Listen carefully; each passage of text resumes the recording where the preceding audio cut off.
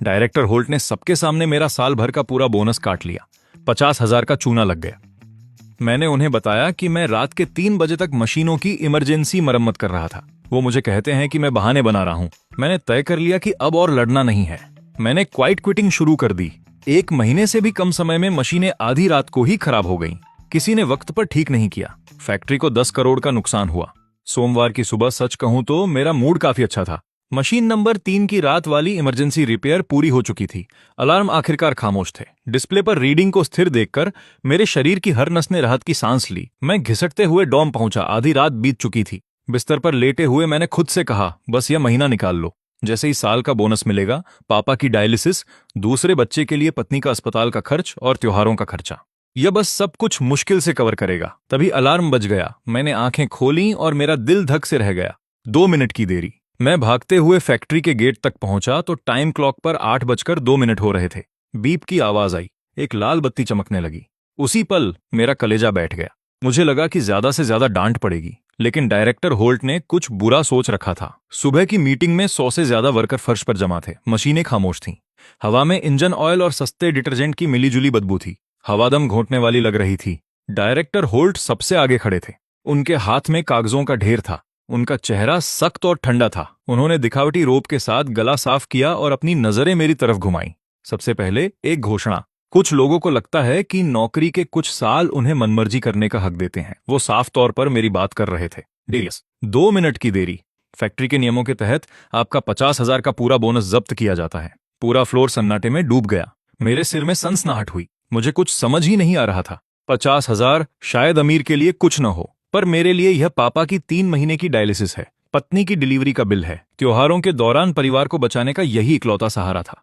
मैंने पूरा साल काम किया। मेरी सैलरी कभी काफी नहीं थी। मुझे उम्मीद थी कि यह बोनस हमें बचा लेगा। मेरे पीछे किसी ने लंबी सांस ली। 2 मिनट की देरी और 50,000 का नुकसान, यह तो बहुत बेरहमी है। त्योहार कैसे गुजरेंगे?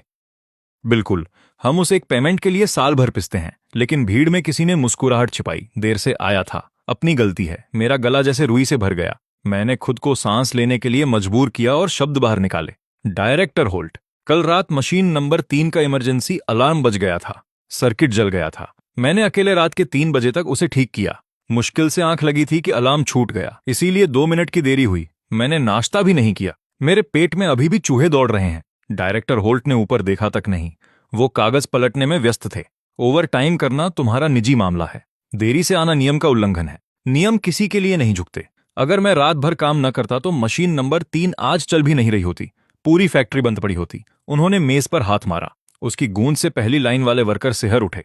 डेरियस, गलती तुमने की और अब जुबान लड़ा रहे हो। यहां वर्षों से काम कर रहे हो। तुम्हें मिसाल बनना चाहिए था। अगर तुम देर से आओगे तो क्या संदेश जाएगा? क्या नियम सिर्फ सजावट के लिए हैं? सबके सामने बेइज्जत होने से मेरा चेहरा जल रहा था। इस फैक्ट्री में 5 साल टीम लीड था मैं, और वो मुझे 1 इंच भी सम्मान नहीं दे सकते। पीछे कोई बुदबुदाया। वो वाकई कल रात 12 बजे तक काम कर रहा था। हम जो नाइट शिफ्ट में थे, हमने अपनी आंखों से उसे मशीन से उतरते देखा है। और इसका क्या फायदा? आखिर में डायरेक्टर होल्ट ही सर्वे सर्वा हैं। फुसफुसाहट सुनकर वो भड़क गए। अब से जो भी इसके समर्थन में बोलेगा, उसे भी यही सजा मिलेगी। यह 50,000 सबके लिए एक चेतावनी है। अब से जो भी देर से आएगा, उसे यही भुगतना पड़ेगा। उस धमकी के बाद हर कोई अपने जूतों को घूरने लगा। कोई सांस भी नहीं ले रहा था। हर कोई अगला शिकार बनने से डर रहा था। मैंने अपने दांत भींच लिए। मेरी हथेलियां पसीने से तर थीं। सीने में एक पत्थर सा रखा था। मैं मना नहीं कर रहा था, बस यह अन्याय मैं निगल नहीं पा रहा था। डायरेक्टर होल्ट के उस घमंडी चेहरे को देखकर एक बात साफ हो गई। मैनेजमेंट की नजरों में वो सारी मेहनत, वो सारी रातें, वो हर इमरजेंसी रिपेयर, इनका कोई मतलब नहीं है। मैं बस बिना जज्बात की एक मशीन हूं। पंच मिस करते ही मुझे चुप रहना चाहिए। मार्क ने धीरे से कोहनी मारी। डेरियस, माफी मांग ले। वो $50,000 थे। मैंने गहरी सांस ली। ये नाइंसाफी है। इन शब्दों को गले के नीचे उतार दिया। मैंने अपना हेलमेट ठीक किया। मैंने डायरेक्टर होल्ट को एक ठंडी मुस्कान दी। मेरी आवाज एकदम सपाट थी। कोई बात नहीं डायरेक्टर होल्ट, जैसा आप कहें। उन्हें उम्मीद नहीं थी कि मैं झुक जाऊंगा। वो अहंकार से फुंफकारे कागज फेंके और मीटिंग खत्म की। सब अपने काम पर लौट जाओ। वर्कर चींटियों की तरह तितर बितर हो गए। कुछ लोग जानबूझकर मुझसे दूर चल रहे थे, मानो बदकिस्मती संक्रामक हो। बाकी आकर मेरे कंधे थपथपाने लगे। छोड़ना इसे, बस बुरी किस्मत थी। तुमने बहस क्यों की? मैं कुछ नहीं बोला। मशीन नंबर 3 की तरफ हर कदम ऐसा लग रहा था मानो मेरे जूतों में सीसा भरा हो। कल रात की यादें दिमाग में कौंध गईं। अकेला ठंडे कंक्रीट के फर्श पर दुबका हुआ। मेरे हाथ एक जलती हुई मशीन के अंदर थे। मेरे हाथ गर्मी से लाल थे, गला सूखने तक खांस रहा था, एक घूंट पानी के लिए भी नहीं रुका। पूरी फैक्ट्री सो रही थी और वहां मैं था। इतना मूर्ख कि सुबह की शिफ्ट देर न हो जाए, इसे लेकर पूरी रात काम में जुटा रहा। पीछे मुड़कर देखूं तो मैं पूरा पागल था। मैं उस विशाल मशीन के सामने खड़ा होकर उसके ठंडे होते धातु को सहला रहा था। यह पुरानी चीज जब से ये लगी थी, मैं ही था जिसने बाहर के इंजीनियरों से लड़कर इसकी हर बारीकी सीखी। खुद ही कौन सा बेरिंग कामता है, कौन सा गियर घूमता है। मोटर घूमते ही मैं आंखें बंद करके खराबी बता सकता था। सालों से मशीन बिगड़ते ही हर किसी की पहली कॉल डेरियस को होती थी। रात के 2 बजे भी गहरी नींद में एक कॉल और मैं काम पर हाजिर। कभी ना नहीं कहा, और मुझे क्या मिला? 2 मिनट की देरी, 50,000 गायब।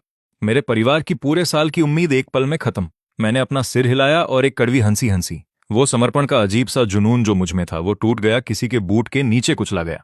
मार्क्स ने मुझे बुत की तरह खड़े देखा और धीरे से पास आया। डेरियस, क्या तुम सच में ये बर्दाश्त कर लोगे? क्या हमें ऊपर के किसी अधिकारी से अपील करनी चाहिए? मैंने बिना सोचे सिर हिला दिया। रहने दो, इन लोगों को समझाना बेमतलब है। तो तुम क्या करने वाले हो? मैंने अपना बैज लगाया और पाना उठाया। और करने को है ही क्या? अब से मैं फैक्ट्री के नियमों का पालन अक्षरशः करूंगा। मार्क्स मुझे घूरता रह गया। उसे समझ नहीं आया। शिफ्ट शुरू होते ही काम शुरू करूंगा, शिफ्ट खत्म होते ही सीधा बाहर निकल जाऊंगा। वही करूंगा जो जॉब डिस्क्रिप्शन में है, 1 सेकंड भी ज्यादा नहीं। मार्क्स बस 2 सेकंड के लिए खड़ा रहा। पर तुम तो रोज आधा घंटा पहले आते थे। वो तब की बात है जब मेरे दिमाग में भूसा भरा था। जो कोई वो मुफ्त का ओवरटाइम करना चाहता है वो करे। उसी पल प्लान तय हो गया। कोई ड्रामा नहीं, कोई बहस नहीं, और खुद से तो बिल्कुल काम नहीं करना। मैं लेबर कॉन्ट्रैक्ट के एक एक शब्द का पालन करूंगा। जब फैक्ट्री लोगों को पुर्जा समझती है तो ठीक है, मैं पुर्जा बनूंगा। उतना ही घूमूंगा जितना जरूरी है, आधा चक्कर भी ज्यादा नहीं। रही बात मशीन 3 और पूरी प्रोडक्शन लाइन के ढहने की, तो वो डायरेक्टर होल्ट की समस्या है। शिफ्ट खत्म होने की घंटी बजते ही मैं औजार पटक कर टाइम क्लॉक की ओर भागूंगा। आउट होते ही फैक्ट्री का हर अतिरिक्त सेकंड मेरी जिंदगी की बर्बादी है। अगली सुबह मैंने आखिरी 3 सेकंड गिने और गेट से निकल गया। टाइम क्लॉक हरी जल उठी। अंदर ही अंदर मैं लगभग हंस पड़ा। वो बंदा जो रोज सुबह आधा घंटा मुफ्त काम करता था, वो मर चुका है। अब मैं शुद्ध सटीकता पर चलता हूं। मार्क्स मुझे दूर से देख रहा था। डेरियस, अब तुम पूरी तरह क्वाइट क्विटिंग कर रहे हो, है ना? मेरे पास चारा ही क्या है? मैनेजमेंट कहता है नियम मानो, मैं मान रहा हूं। बिल्कुल सटीक। फिर जानबूझकर अपने पैर ऐसे घसीटे जैसे पार्क में टहल रहा कोई रिटायर इंसान। मैं फैक्ट्री फ्लोर के दरवाजे पर गया और सीधा डायरेक्टर होल्ट से टकराया, जो मुझे गुस्से से देख रहे थे।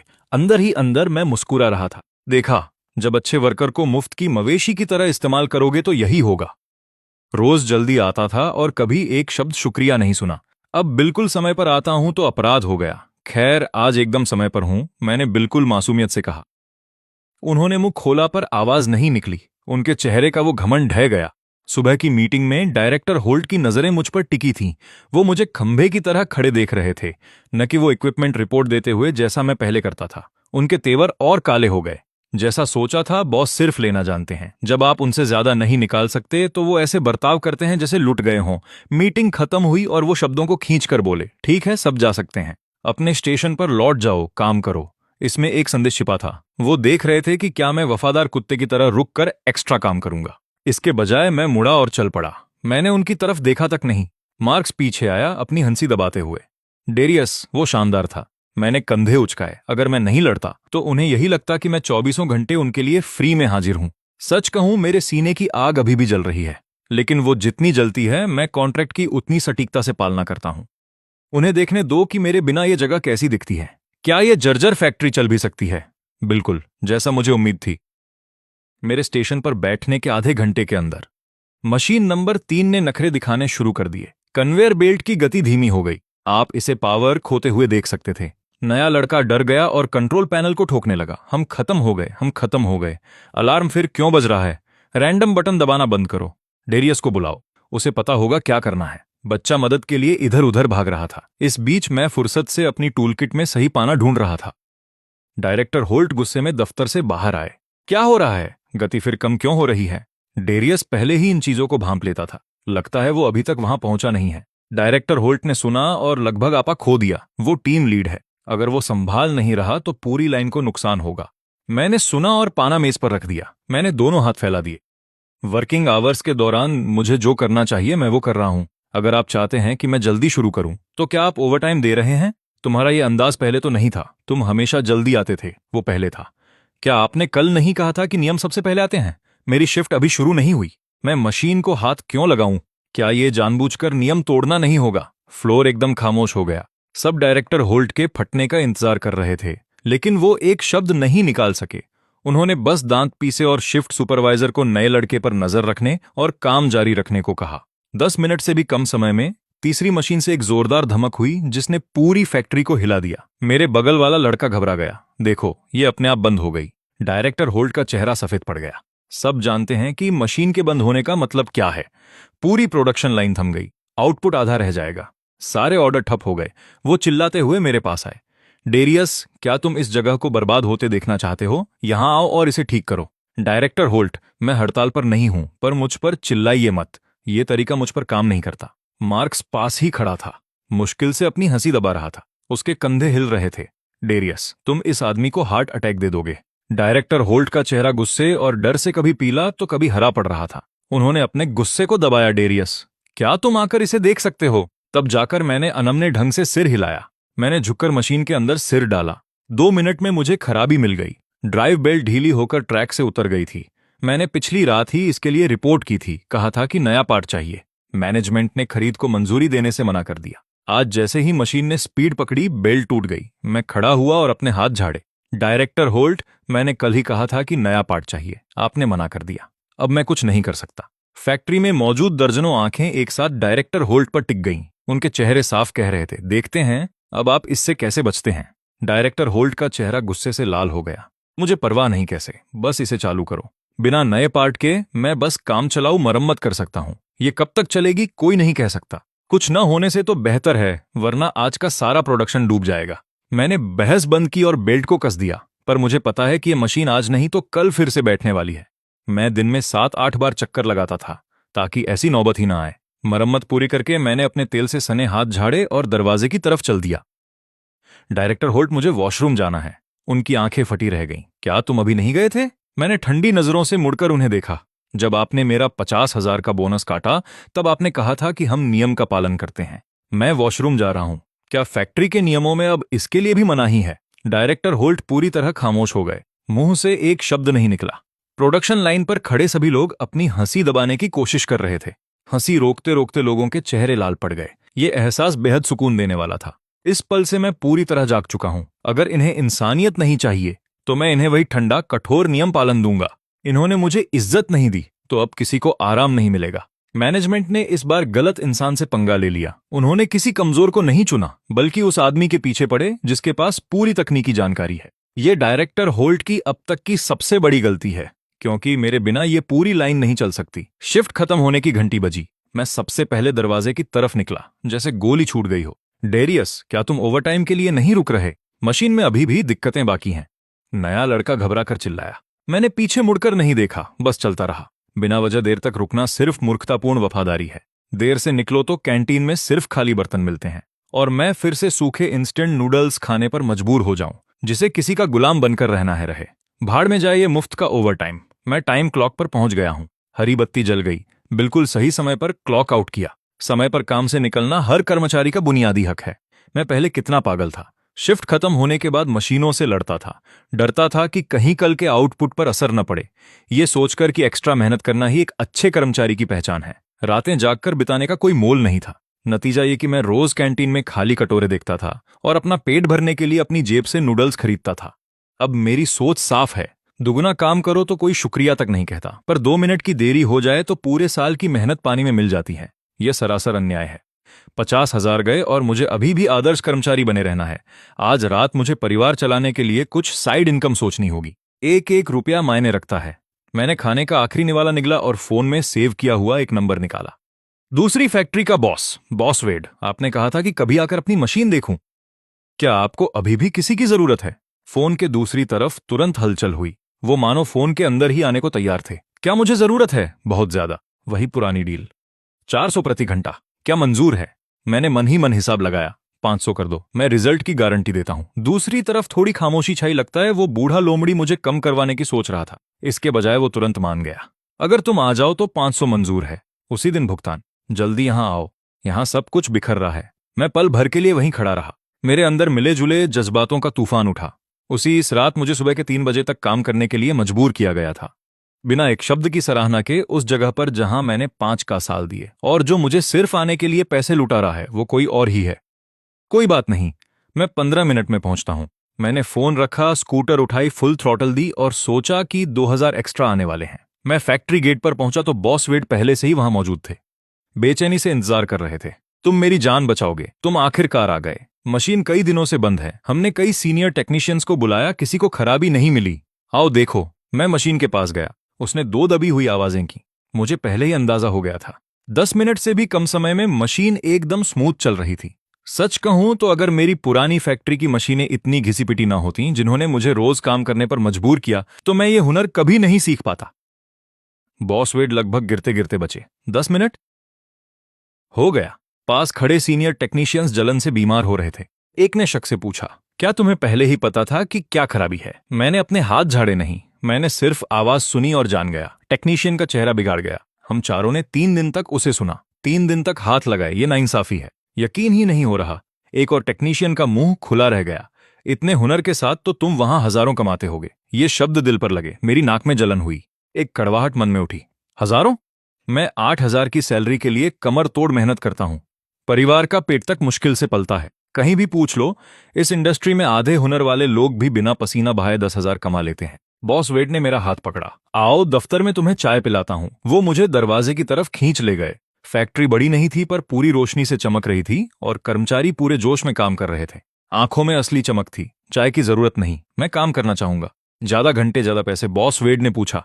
त्योहार आने वाले हैं और घर में बहुत सारी जरूरतें हैं। मैंने विनम्रता से मना किया, पर चूंकि मैंने इतनी जल्दी काम खत्म कर दिया, इसलिए घंटों तक खींचने का कोई बहाना न था। भाई मैं समझता हूं, चिंता मत करो। तुमने जो किया है उसने मेरे सीने से एक बड़ा कांटा निकाल दिया। वो लोग दिन भर लगे रहे और कुछ नहीं हुआ। तुमने बस छुआ और ये जिंदा हो गई। बॉस वेड खुशी से खिल उठे। मशीन कई दिनों से बंद थी, कोई उसे चला नहीं पा रहा था। तुमने एक बार हाथ लगाया और ये चलने लगी। ये लो 2,000, ले लो, ये आज की दिहाड़ी है। बैठो, चाय पियो, बातें करते हैं। उन्होंने नोटों की गड्डी मेरे हाथ में थमा दी। मेरा हाथ ठिठक गया। मैंने सिर्फ 10 मिनट काम किया। इतने पैसे क्यों? सच कहूं तो मुझे अफसोस हो रहा है। अगर मैं इसे 4 घंटे खींचता तो ये पैसे और जायज लगते। भाई सीधे कहता हूं, मशीन के एक दिन बंद रहने से मुझे लाखों का नुकसान होता है। तुमने मुझे इतनी गहरी मुसीबत से निकाला है। मैं खुशी से ये पैसे दे रहा हूं। डेरियस, तुम वाकई कमाल के हो। मेरे यहां काम क्यों नहीं कर लेते? वो जगह जितना देती हैं, मैं उससे ज्यादा दूंगा। ये शब्द दिल पर हथौड़े की तरह लगे। मुझे उम्मीद नहीं थी कि ये आदमी इतना दरिया दिल होगा। हुनर की कद्र इसे कहते हैं। एक पल के लिए मैं जम गया, पर त्योहार पास है। बिना प्लान के नौकरी छोड़ना खतरनाक है। कोई जल्दी नहीं, आराम से सोच लो, पर मुझे एक फेवर चाहिए। साल का अंत बहुत भारी है, ऑर्डर बहुत ज्यादा हैं और टीम थक चुकी है। शिफ्ट खत्म होने के बाद क्या तुम यहां आकर मशीनों का ध्यान रख सकते हो? पैसे की कोई कमी नहीं होगी। भले तुम फोन में ही लगे रहो, बस मशीनें रात भर नहीं रुकनी चाहिए। 2,000 हर रात, बिना किसी बहस के। साल के आखिरी 2 महीने निकालने में मेरी मदद करो। उनकी आवाज की सच्चाई ने मुझे पिघला दिया। मैं पूरी तरह स्तब्ध था। 2,000 हर रात और त्योहारों में अभी 60 दिन बाकी थे। अगर मैं ये 2 महीने कर लूं तो ये मेरी पुरानी फैक्ट्री की साल भर की कमाई से कहीं ज्यादा होगा। अगर मैं रोज 1 घंटा भी रुकूं तो। मैंने उन्हें देखा। ये क्यों कर रहे हैं? सही सवाल। बॉस वेड ने सिर हिलाया। मैं घुमा फिराकर बात नहीं करूंगा। इन मशीनों पर करोड़ों के ऑर्डर टिके हैं। तुम ये बिजनेस जानते हो। अगर एक लाइन बंद हुई तो एक दिन का नुकसान मुझे छत से कूदने पर मजबूर कर सकता है। मुझे तुम्हारा हुनर यहां चाहिए। इसे मेरा एक एहसान समझो। मैंने ये फैक्ट्री शून्य से खड़ी की है, यह आसान नहीं था। ये सब सुनकर मन में भावनाओं का तूफान उठ गया। तो मेरे इस हुनर की इतनी कीमत है, तो वो बीते 5 साल जो मैंने मुफ्त में लुटाए, क्या वो सिर्फ बेवकूफी थी? रुपयों की चिंता तो बिल्कुल मत कीजिए। अगर रोजाना पैसे लेना झंझट लगता है तो मैं अभी आपको पूरे 1 महीने की एडवांस पेमेंट दे सकता हूं। बैंक ट्रांसफर कर दूं, या फिर अगर वो ठीक न लगे तो मैं नकद ले आऊंगा। बस 1 मिनट दीजिए, मैं फाइनेंस को फोन करके फ्लोर पर भिजवाता हूं। नहीं, कोई जल्दी नहीं है। मैं हकलाने लगता हूं, पूरी तरह से हैरान हूं। सालों से निचोड़े जाने के बाद ऐसी दरियादिली अचानक मिलना वाकई यकीन से बाहर है। दैनिक भुगतान ठीक है। आपका बहुत बहुत शुक्रिया। वैसे तो मुझे आपका शुक्रिया अदा करना चाहिए। आपने मेरे लिए जलता हुआ ग्रेनेड हटा दिया। बॉस वेड चाय का कप थमाते हुए बोले, मैं पूरे फ्लोर का चक्कर लगाऊंगा, देखना कहीं कुछ गड़बड़ तो नहीं है। वे कहते हुए खड़े हो गए। सच कहूं, इन मशीनों पर हाथ रखे मुझे 15 मिनट ही हुए थे और $2,000 मेरी जेब में थे। वो पैसे इतने गर्म लग रहे थे कि संभालना मुश्किल था। यहां तक कि अच्छी चाय का स्वाद भी नहीं आ रहा था। मुझे ऐसे लोगों के साथ काम करना पसंद है जो काम पूरा करके देते हैं। मैं किसी को कह देता हूं, वो आपको सब दिखा देगा। मुझे अभी एक मीटिंग में जाना है, इसलिए रुक नहीं सकता। मशीनें आप पर निर्भर हैं। इसके बाद बॉस वेड तुरंत किसी को मुझे फ्लोर दिखाने के लिए भेज देते हैं। अंदर बाहर कान हर आवाज पर टिके थे। हर चलती मशीन को ठीक कर रहा था। तेल में लथपथ मैं रात 11 बजे तक लगा रहा। मशीनों के चलने की एक लयबद्ध गूंज सुनकर मन में एक गहरी संतुष्टि का एहसास हुआ। इसी तरह काम करने पर ही जेब में रखा $2000 का पैसा सही मायनों में कमाया हुआ लगता है। मैं अपने स्कूटर पर बैठकर हॉस्टल की तरफ निकल पड़ा। फोन निकाला तो स्क्रीन पर ढेरों मिस्ड कॉल्स थी, सब फैक्ट्री के मेरे सहकर्मियों की। पहले जब मैं रिपेयर में लगा था तो फोन साइलेंट पर डाल दिया था। ग्रुप चैट खोली तो मैसेज से भरी पड़ी थी। 99 मैसेज अनरीड। डेरियस, कहाँ चले गए तुम? मशीन नंबर 3 फिर बंद हो गई है। नाइट शिफ्ट कह रही है कि चालू ही नहीं हो रही। यहां आओ और इस आग को बुझाओ। सेल्स वाले सबके फोन बजा रहे हैं, शिपमेंट मांग रहे हैं। क्लाइंट ने डेडलाइन आगे बढ़ा दी है। मशीन लाख कोशिशों के बाद भी चालू नहीं हो रही। आधी मशीनें और खराब हो रही हैं। सब पागल हो रहे हैं। वापस आकर हमें बचाओ। डायरेक्टर होल्ट अपना आपा खो रहे हैं। पूरा चैट बॉक्स दहशत से भरा पड़ा था। मेरी शिफ्ट घंटों पहले खत्म हो चुकी है। मैं यहाँ डिलीवरी के काम में लगा हूं। मैंने धीरे और शांत भाव से जवाब टाइप किया, जो भी है सुबह तक इंतजार कर सकता है। ऐसी मुफ्त की सेवा में मैं अपना एक सेकंड भी बर्बाद नहीं करने वाला। मैंने अगला मैसेज देखा। स्क्रीन पर बॉस वेड की तरफ से $60,000 का ट्रांजैक्शन नोटिफिकेशन था। डेरियस, मैं तुम्हारा जितना शुक्रिया करूं कम है। मैं ड्रिंक्स के बाद अभी फैक्ट्री लौटा हूं। धन्यवाद, तुमने हर एक समस्या जड़ से मिटा दी। यह पूरे महीने का तुम्हारा एडवांस भुगतान है। कृपया इसे ले लो, मना मत करना, मेरा आग्रह है। ये इंसान बिना सोचे समझे देता है। सच कहूं, मुझे लगा था कि एडवांस पेमेंट की बात बस कहने के लिए होगी। मैं एक पल के लिए स्क्रीन को घूरता रहा। शुक्रिया लिखकर पेमेंट एक्सेप्ट कर ली। स्क्रीन छूते हुए मेरी उंगलियां हल्की कांप रही थीं। अब से पुरानी फैक्ट्री में मैं हर दिन ठीक वक्त पर ही क्लॉक आउट करूंगा। मेरी रात की पूरी ऊर्जा बॉस वेड की फैक्ट्री चलाने में जाएगी। मैंने तो सोचा था कि शायद बॉस वेड कंजूस हो या काम कम हो, इसलिए मैं और भी जगह हाथ आजमाने वाला था। साल का अंत नजदीक है और हर प्रोडक्शन लाइन फुल स्पीड में चल रही है। सब जगह ऐसे लोगों की कमी है जिन्हें काम आता है। ऐसे में जो भी काम करने को तैयार हो वो मोटी कमाई कर सकता है और छुट्टियां मना सकता है। थोड़ी थकान, थोड़ी दिक्कत, ये कुछ भी नहीं। असली दर्द तो खाली जेब और छुट्टियों के लिए पैसों की कमी में है। एक मध्यम वर्गीय इंसान जिस पर होम लोन हो और पूरा परिवार हो, उसके लिए बस पैसा कमाना ही मायने रखता है। मेरे दिमाग में पिता का चेहरा है जो दवाइयों का इंतजार कर रहे हैं, पत्नी का बढ़ता हुआ पेट है और पानी की तरह बहने वाला छुट्टियों का खर्चा। यह सब बहुत भारी पड़ रहा था, पर काफी समय बाद मुझे लग रहा है कि आगे बढ़ने का रास्ता मिल गया है। बिना पैसे वाली ओवरटाइम की रातों से आजाद मैं महीनों बाद इतनी सुकून की नींद सोया हूं। यह सोचकर कि जो बोनस डायरेक्टर होल्ट ने चुराया था वो दोगुना होकर मिल गया। अन्याय का वो घुटन भरा एहसास काफूर हो गया। मुझे सपने भी नहीं आए। मैं सीधा सुबह तक सोता रहा। अगले दिन मैंने फिर से अंतिम 3 सेकंड गिने और ठीक वक्त पर फैक्ट्री गेट से अंदर गया। टाइम क्लॉक बीप हुआ, हरी बत्ती जली। मैंने इत्मीनान से फोन निकाला। स्क्रीन चमक उठी और मैसेज ही मैसेज भरे पड़े थे। फैक्ट्री ग्रुप चैट से बस चीखें सुनाई दे रही थीं। मैंने उसे खोला और मुझे हंसी आ गई। सब खत्म हो गया। मशीन नंबर 3 इस बार पूरी तरह डेड हो चुकी है। धमाका आधी बिल्डिंग तक गूंजा। डायरेक्टर होल्ट रात को 2 बजे आधे कपड़े पहनकर आए और नाइट शिफ्ट इंचार्ज पर तब तक चिल्लाए जब तक वो रो नहीं पड़ी। मैंने जेब में फोन डाला और सीटी बजाते हुए फैक्ट्री के अंदर गया, जैसे मुझे कुछ पता ही न हो। पूरी तरह से अनजान। मैं मशीन नंबर 3 के पास गया तो देखा भीड़ जमा थी। हर चेहरा मुरझाया हुआ था, जैसे पाले में कोई सब्जी सूख गई हो। डायरेक्टर होल्ट बीच में एक खंभे की तरह खड़े थे। आंखें लाल थीं। सोए जो नहीं थे, ऐसा लग रहा था जैसे 3 दिन की बदकिस्मती में सब कुछ खो दिया हो। मुझे देखते ही वो भड़क गए। डेरियस, कल रात कहाँ थे तुम? मशीन का कचरा हो गया है। तुमने चेक करने की जहमत तक नहीं उठाई। मैंने अपनी हार्ड हेड की ब्रिम ऊपर की, चेहरा एकदम शांत। कल रात मैं ठीक वक्त पर क्लॉक आउट करके निकल गया था। क्या आपने ही नहीं कहा था कि नियम सबसे ऊपर हैं? मैंने फैक्ट्री के नियमों का पालन किया। यह बात उन पर एक वार की तरह लगी। उनकी आंखें फटी की फटी रह गईं। उनकी सांसें ही अटक गईं। पास खड़े नए लड़के होंठ दबाए खड़े थे, कंधे उछल रहे थे। आवाज निकालने की हिम्मत किसी में नहीं थी। डायरेक्टर होल्ट ने दांत पीसे और अपना गुस्सा दबाया। उन्होंने ऐसी मुस्कान दी जो रोने से भी बदतर लग रही थी। ठीक है, क्या अब तुम इसे देख सकते हो? अगर मशीन नंबर 3 नहीं चली तो आज का काम खत्म हो जाएगा। मैंने घिसे हुए पुर्जों पर नजर डाली। क्या रिप्लेसमेंट बेल्ट नहीं है? डायरेक्टर होल्ट की नजरें फौरन इधर उधर भटकने लगी। वो हकलाते हुए बोले, हाँ हाँ। मैंने ठंडी हंसी हंसी। 2 दिन पहले मैंने रिपोर्ट किया था कि ड्राइव बेल्ट टूटने वाली है और इसे बदलना जरूरी है, और आपने खरीदने की अनुमति देने से मना कर दिया था, है ना? पूरी फैक्ट्री एकदम शांत हो गई। सन्नाटा इतना गहरा था कि सुई गिरने की आवाज भी सुनाई दे जाए।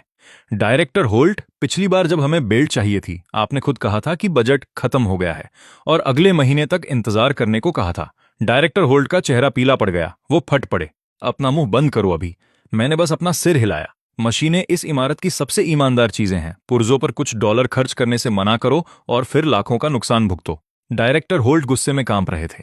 तो कुछ भी करो और इसे चलाओ। सेल्स वाले मेरा फोन बजा रहे हैं। मैंने लापरवाही से देखा और अपने नाखूनों में जमी कालिक साफ करने लगा।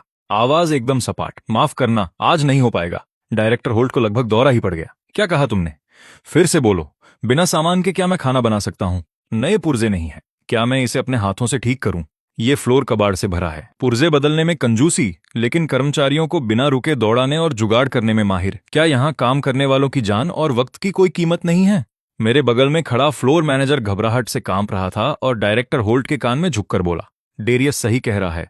हमने वो पुर्जे नहीं खरीदे थे। सामान के बिना तो जादूगर भी कुछ नहीं कर सकता। डायरेक्टर होल्ट का चेहरा गुस्से में बैंगनी हो गया। वो अपना आपा खो बैठे। तो मुझे बताओ, मुझे क्या करना है? क्लाइंट अपनी टीम के साथ सामान की जांच करने आने वाला है। मशीन बंद है, हम सब पर भारी जुर्माना लगेगा। मैंने धीरे से गला साफ किया और बेपरवाह अंदाज में शब्द निकाले, खैर मेरी काबिलियत शायद कम है, मैं इसे ठीक नहीं कर सकता। अगर जुर्माना लगता है तो सबको मानना ही होगा। मन ही मन मैं इस सब पर जोर से हंस रहा था। जुर्माना मेरी तनख्वाह से तो कट नहीं रहा, तो यह गिल्ड ट्रिप किस पर काम करेगा? हमारे आसपास का माहौल जम गया। हर कोई बड़ी बड़ी आंखों से घूर रहा था। सब ऐसे देख रहे थे जैसे मैं दूसरे ग्रह से आया हूं। मार्क्स का मुंह अनियंत्रित रूप से फड़क रहा था। उसने फुसफुसाते हुए कहा, डेरियस, आज तुमने तो हद ही कर दी है। डायरेक्टर होल्ट की आंखें गुस्से से सुर्ख थीं। ऐसा लग रहा था जैसे आंखें बाहर निकलकर फ्लोर पर गिर पड़ेंगी। डेरियस, तुम खुलेआम मैनेजमेंट का विरोध कर रहे हो। तुम साफ तौर पर यहां काम नहीं करना चाहते हैं ना? मैंने हाथ उठाकर उनकी बकवास बंद की। इसे फैक्ट्री के नियमों का पालन करना कहते हैं। क्लॉक इन करो, काम करो, ये नियम आपने खुद बनाए थे। मैं वही कर रहा हूं जो आपने कहा। मैंने क्या गलत किया? और अगर नौबत आई तो मैं आज ही छोड़ दूंगा। मुझे यहां किसी की सेवा में कोई दिलचस्पी नहीं है। वो इतना कांप रहे थे कि मुश्किल से खड़े हो पा रहे थे। मैं पत्थर जैसे चेहरे के साथ अपनी बात जारी रखता हूं। जिस दिन पुर्जे आएंगे उसी दिन मशीन चलेगी। ये मत कहना कि मैं अनुचित व्यवहार कर रहा हूं।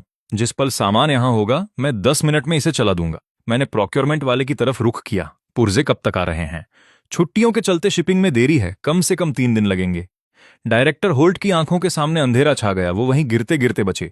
तभी भीड़ में से एक आवाज आई जो तमाचे जैसी थी, अगर तुमने कल रात डेरियस को बाहर ना निकाला होता तो ये सब नहीं होता। बिल्कुल सही। वो हर सुबह जल्दी आता था और पहले ही समस्याओं को चेक कर लेता था।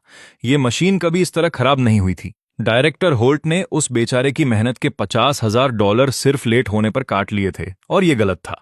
डायरेक्टर होल्ट ने पूरे कमरे में एक गुस्से भरी नजर डाली। सब चुप हो गए। सांस लेने की हिम्मत भी किसी में नहीं थी। लेकिन एक बार सच्चाई सामने आ गई तो माहौल बदल गया। सब जानते हैं सच क्या है। डायरेक्टर होल्ट ने 2 मिनट में $50,000 ले लिए और फैक्ट्री संभालने वाले इकलौते इंसान को क्वाइट क्विटिंग पर मजबूर कर दिया। पूरी फैक्ट्री डेरियस के दम पर चलती है, पर अब वो इस जगह को कचरे के डिब्बे की तरह देखता है। डायरेक्टर होल्ट को अपना आपा खोते देख मैंने एक लंबी, सुस्त और बढ़ा चढ़ाकर जम्हाई ली। डायरेक्टर होल्ट, फैक्ट्री के नियमों के मुताबिक काम के घंटों में बेकार की बातें मना है। मुझे अपनी स्टेशन पर वापस जाना है। पुर्जे आने पर मुझे बता देना। मैंने दोनों हाथ जेब में डाले और लंबी लंबी चालें लेते हुए ऐसे निकला जैसे कोई रिटायर इंसान सुबह पार्क में टहल रहा हो। मैंने डायरेक्टर होल्ट को वहीं जड़वत छोड़ दिया। उसका चेहरा वैसा था जैसे कोल्ड स्टोरेज से कोई लाश बाहर निकाली गई हो। मैंने अपना समय लिया और बाकी मशीनों को ठीक किया। धातु के ये घिसे हुए टुकड़े बाकियों के लिए मौत का फरमान है। मेरे हाथों में वो सब लाइन पर आ जाते हैं। साल के अंत का दबाव है। मशीनें 24 घंटे चल रही हैं। पुर्जे घिसकर खत्म हो चुके हैं। कोई रूटीन मेंटेनेंस नहीं हुआ। चमत्कार ही होगा जो कुछ खराब न हो। पुराने दिनों में जब ऐसा होता था, सब थकान के बावजूद काम करते थे। जिसे नींद आती वो किसी कोने में 10 मिनट सो लेता और फिर काम पर लग जाता।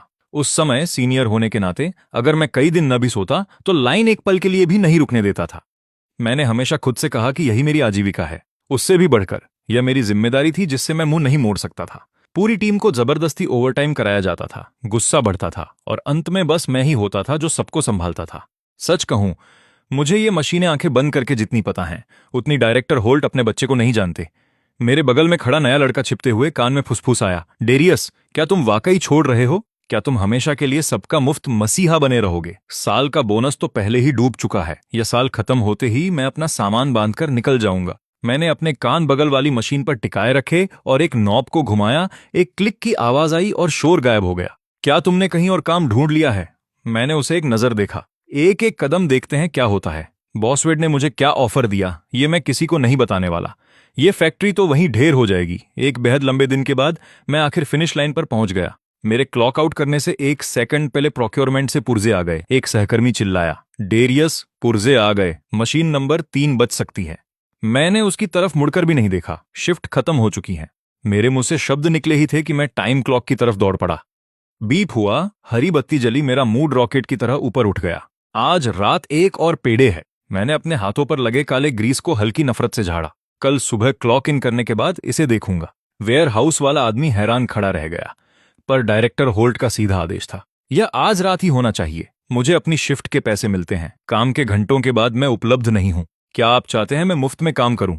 सवाल ही नहीं उठता। मुझे डिलीवरी का काम करना है जिससे कुछ वास्तविक कमाई हो सके, वरना मैं छुट्टियां खाली जेब मनाऊंगा। सहकर्मियों का एक समूह मुझे जाते हुए देख रहा था और अपनी हंसी दबाते हुए उनका बुरा हाल था। गुप्त संतुष्टि की एक लहर। आखिरकार कोई तो है जो मैनेजमेंट को उनकी औकात दिखा रहा है।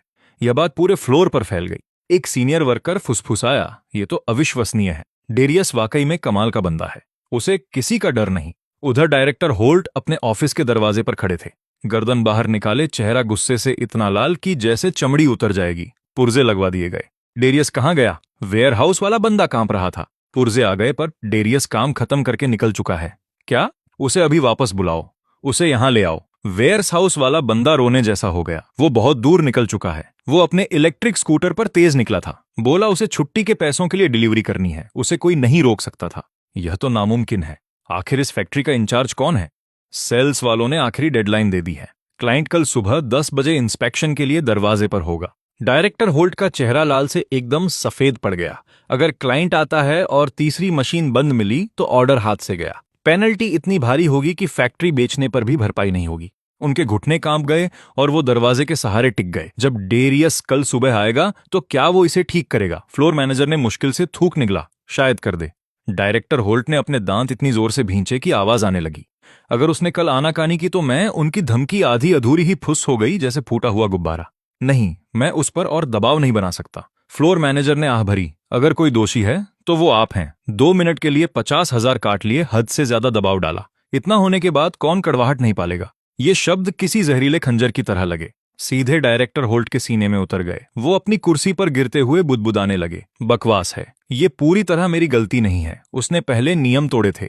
मैं तो अभी अपने इलेक्ट्रिक स्कूटर पर मजे से जा रहा हूँ, सड़क किनारे नूडल्स खा रहा हूँ, मजेदार वीडियो देख रहा हूँ, ठंडी कोल्ड ड्रिंक पी रहा हूँ, एकदम रिलैक्स होकर बॉस वेड के यहां जा रहा हूं ताकि असली कमाई कर सकूं। मेरा फोन पूरे समय साइलेंट पर रहा है। आंखें बंद करके मैं साफ देख सकता हूं कि इस वक्त डायरेक्टर होल्ट के चेहरे का हाल क्या होगा। पैनिक, गुस्सा, पछतावा, डर, सब मिलकर एक भद्दी खिचड़ी। ये पूरी तरह उसी की गलती है। मेरे 50,000 काटने में इतनी बेरहमी नहीं दिखानी चाहिए थी। बॉस वेड के यहां सब कुछ नया है, अच्छी हालत में है और छोटी मोटी दिक्कतें आसानी से निपट जाती हैं। हर रोज सही समय पर काम खत्म करो और ऊपर से अच्छी खासी एक्स्ट्रा कमाई करो। जिंदगी वाकई बहुत अच्छी है। मैं अंधेरे में वापस अपने डॉम की तरफ चल दिया। 11 बज चुके थे। दूर से ही मुझे गेट पर कोई पागलों की तरह टहलता हुआ दिखाई दिया। आखिर तुम आ ही गए। जल्दी फ्लोर पर चलो और आग बुझाओ। क्लाइंट आधी रात को ही पहुंच गया। सेल्स कहती है कि कल सुबह तक फिनिश्ड प्रोडक्ट रेडी होना चाहिए। मेरे आज के घंटे पूरे हो गए, बाकी सब कल होगा। मुफ्त में काम करना मेरी फितरत नहीं। मैंने पूरी रात बाहर ठंड में बिताकर सो कमाए हैं। आज रात अगर तुम मशीन चालू कर दोगे तो मैं तुम्हें अपनी जेब से 200 एक्स्ट्रा दूंगा। तभी डायरेक्टर होल्ट की आवाज पीछे से गूंजी। स्ट्रीट लाइट की रोशनी में उनका चेहरा पुराने कागज जैसा पीला और बेजान दिख रहा था। मेरे अंदर एक झुरझुरी सी हुई। ये आदमी खुद यहां तक आया है सिर्फ रास्ता रोकने के लिए। सुबह आना। मेरी आंखें बंद हो रही हैं। अगर कल देर हुई तो मेरे पास काटने के लिए तुम्हारा कोई बोनस नहीं होगा। मैंने ये कहकर डॉम की तरफ मोड़ लिया। 500, और मैं तुम्हें कल के लिए 1 दिन की पेड छुट्टी भी दे दूंगा। मेरे कदम रुक गए। मेरा दिमाग हिसाब लगाने लगा। एक पेड छुट्टी का मतलब है मैं पूरे दिन का बाहर का काम ले सकता हूं। ये तो बुरा सौदा नहीं है। क्या ये सचमुच वादा है? मेरा पक्का वादा है। डायरेक्टर होल्ट मेरे पीछे ऐसे चिपके हैं जैसे कोई डूबता हुआ तिनके का सहारा ले रहा हो। कुछ तो गड़बड़ है। ये आदमी अचानक इतना कैसे बदल गया? मैंने फोन खोला तो फैक्ट्री ग्रुप चैट में घबराहट भरे मैसेज की बाढ़ आई हुई थी। मेरे मुंह से एक ठंडी हंसी निकल गई। तो इतनी जद्दोजहद के बाद भी किसी को समझ नहीं आया। पूरी तरह फंसे हुए हैं और अब वो मुझसे भीख मांगने पर मजबूर है। लेकिन मैंने पूरा दिन बाहर काम किया है। शरीर का हर हिस्सा दर्द कर रहा है। मेरा बिस्तर इस वक्त कहीं बेहतर लग रहा है। मैंने जानबूझकर धीमी चाल अपनाई और सीढ़ियां चढ़ने लगा। हालात चाहे कितने भी जरूरी हों, मैंने बहुत से खोखले वादे सुन रखे हैं। मैं तब तक नहीं हिलूंगा जब तक कुछ ठोस न देख लूं। सच कहूं तो अंधेरे में किसी के पीछे चिल्लाते हुए सुनना बहुत बुरा लगता है, खासकर जब वो डायरेक्टर होल्ट हो। 500 नकद और 2 दिन की पूरी छुट्टी डील। डेरियस, मुझसे दूर मत जाओ। मेरे कदम खुद ब खुद रुक गए। ये बूढ़ा लोमड़ी वाकई कोने से लग चुका है। वो सच में बेबस है। वो बड़प्पन का दिखावा जो वो हमेशा साथ लिए घूमता था, वो अभी मिट्टी में मिला हुआ है। मैं धीरे से पीछे मुड़ा। 500 और 2 दिन की छुट्टी, अभी लिखकर 2 साइन करो। मैं अभी लिख कर देता हूं। मैं मन ही मन एक लंबी और भारी फुंकार छोड़ता हूं। जब उसने मेरे 50,000 काटे थे तब तो पलक भी नहीं झपकाई थी। अब वो गिड़गिड़ा रहा है। मैंने एक लंबा और दिखावटी आह भरी आवाज में जानबूझकर कमजोरी लाई। अरे यार, आज रात तो सब निचोड़ कर रख दिया है। दोनों पैर ऐसे लग रहे हैं जैसे कंक्रीट भर गई हो। मेरी तरफ देखो, खड़ा होना मुश्किल है। अब मुझ में हिम्मत कहां बची है। डायरेक्टर होल्ट रोने ही वाले थे। डेरियस, मैं तुमसे गिड़गिड़ा रहा हूं। क्लाइंट ने आधी रात को होटल में चेक इन किया है। वो सुबह 10 बजे मशीन चलते हुए और शिपिंग होते हुए देखना चाहता है। तीसरी मशीन लाश की तरह पड़ी है। मैं इसका जवाब कैसे दूंगा। डायरेक्टर होल्ट, आप जिस तरह से कह रहे हैं, मुझ पर बहुत दबाव पड़ रहा है। वो तेज और भारी सांसें ले रहे थे। तो क्या तुम मेरी मदद कर सकते हो या नहीं? ठीक है, बस करो। मुझे देखने दो कि आखिरकार उसमें क्या खराबी आई है। मेरे ये शब्द निकलते ही आसपास के लोग तालियां बजाने ही वाले थे। सच कहूं तो दिल से मैं ऐसा इंसान नहीं हूं जो सब कुछ बर्बाद होता देखे, लेकिन जो इंसान दूसरों को नीचा दिखाए, जो बॉस वर्कर को कीड़ा समझे, उसे सही जगह दिखाना जरूरी है ताकि उसे हुनर की इज्जत समझ आए। मैं मशीन नंबर 3 की तरफ बढ़ा और भीड़ ऐसे हट गई जैसे रेड कारपेट बिछा हो। विशालकाय मशीन वहां पड़ी थी, पूरी तरह बेजान, जैसे लोहे का एक निर्जीव टुकड़ा। मैं घुटनों के बल बैठा, अभी कवर पैनल को छुआ भी नहीं था कि एक सहकर्मी मुझे सब बताने के लिए दौड़ पड़ा। डेरियस, हम चारों ने 2 घंटे तक इसे ठीक करने की कोशिश की, पर कुछ नहीं हिला। डायरेक्टर होल्ट बगल में इतने बेचैन हैं कि जैसे फर्श पर हीरो पड़ेंगे। सेल्स वालों ने सबके फोन जला दिए हैं। उन्होंने इस मशीन के बारे में 800 बार पूछा है। मैं अपनी ठंडी मुस्कान नहीं रोक पाया। जाहिर सी बात है, जब भी ऐसी भयानक मुसीबत आई तो किसे बुलाया गया सिवाय मेरे। ये सुनकर डायरेक्टर होल्ट का चेहरा फड़फड़ाने लगा। उन्होंने मशीन की अंदरूनी हिस्से में टॉर्च जलाई और खराबी साफ नजर आ रही थी। ड्राइव बेल्ट पूरी तरह चिथड़े हो चुकी थी और पूरी एक्सल अपनी जगह से खिसक चुकी थी। अगर अब कोई इसे चलाने की जबरदस्ती करेगा तो पूरी फैक्ट्री बंद हो जाएगी, इसमें कोई शक नहीं। 1 घंटा और बीतता तो मेन स्पिंडल बेयरिंग हमेशा के लिए खत्म हो जाती। मैंने अपनी आवाज धीमी और ठंडी रखी। इसे किसने इंस्टॉल किया था? एंकर बोल्ट तक ठीक से नहीं लगे हैं। नया लड़का थर थर कांप रहा था। उसने आधे हाथ खड़े किए। डायरेक्टर होल्ट ने हमें कोटा पूरा करने को कहा था। उन्होंने कहा, बस चालू करो और काम चलाओ। डायरेक्टर होल्ट का गला रुंध गया। मुंह बंद करो इससे पहले कि मैं करवाऊं। मैंने बाकी लोगों को छोड़ दिया। मैंने अपनी आवाज ऊंची की और हुक्म दिया, 8 और 12 नंबर के ओपन एंड रिंच लाओ। फ्लैटहेड और फिलिप्स स्क्रू ड्राइवर, तुम सब जल्दी करो। मेरे ये कहते ही लड़के बिजली की तरह दौड़े। जैसे ही औजार मेरे हाथों में आए और मैंने काम शुरू किया, शोर शराबे वाली फैक्ट्री में सन्नाटा छा गया। धातु पर रगड़ की तेज आवाज हवा को चीर गई। हर कोई अपनी सांसें थामे हुए था। सबकी नजरें मेरे हाथों पर टिकी थीं। 10 मिनट, 20, 35 हो गया। तेल से लथपथ काले दस्ताने हवा में लहराते हुए टेबल पर जाकर गिरे। डायरेक्टर होल्ट पत्थर के बुत बन गए। क्या इतनी जल्दी? क्या तुम सीरियस हो? जाओ स्टार्ट बटन दबाओ और देख लो। डायरेक्टर होल्ट ने कांपती हुई उंगलियों से बटन पर जोर का धक्का दिया। विशाल मशीन नंबर 3 किसी जागते हुए दरिंदे की तरह चालू हो गई। इतनी स्मूथ आवाज की सुकून सा मिल जाए, ऐसी आवाज जिसे सुनकर रोने का मन करे। फैक्ट्री में 2 सेकंड के लिए सब स्तब्ध थे और फिर शोर मच गया। डेरियस तो अवास्तविक है, असली लेजेंड।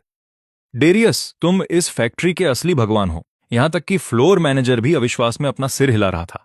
क्या रफ्तार है वो हाथ! मैंने इस इंडस्ट्री में किसी और को ऐसा करते कभी नहीं देखा। डायरेक्टर होल्ट के घुटने कमजोर पड़ गए। वो लगभग फर्श पर गिर ही गए थे। डेरियस, तुम तो मेरे आदमी हो। अब से जो भी तुम्हारी एक भी कौड़ी काटने की हिम्मत करेगा, मैं खुद उससे लड़ूंगा। अब से जो तुम कहोगे वही होगा।